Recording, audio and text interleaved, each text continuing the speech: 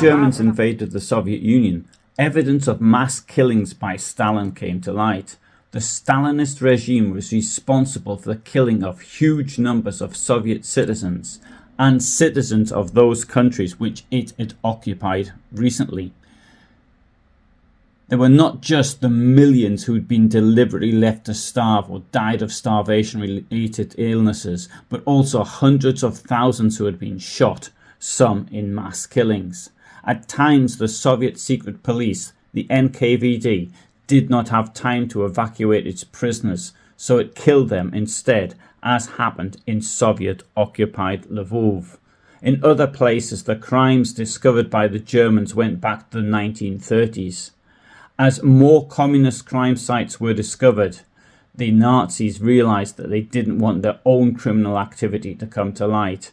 This didn't make a difference as long as the Germans were advancing, but that changed with the Soviet counterattack in front of Moscow and then Hitler's decision of the 12th of December 1941 to murder all the Jews in Europe.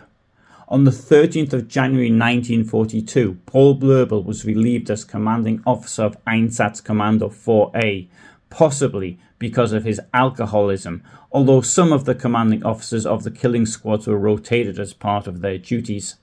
In Blöbel's case, he probably wasn't rotated, as according to his account at his trial, he was initially unemployed. Blöbel was summoned to the head of the Reichssecurity main office, the RSHA in Berlin. Reinhard Heydrich was there. He saw him, and then he passed him on to Heinrich Müller, who was head of the Gestapo. It was Müller who told him that he was to destroy the corpses of the murder victims, not just the Jews, but of all of the victims. This is the beginning of Sonderkommando 1005, which involved the digging up of the bodies of the murder victims and then burning them.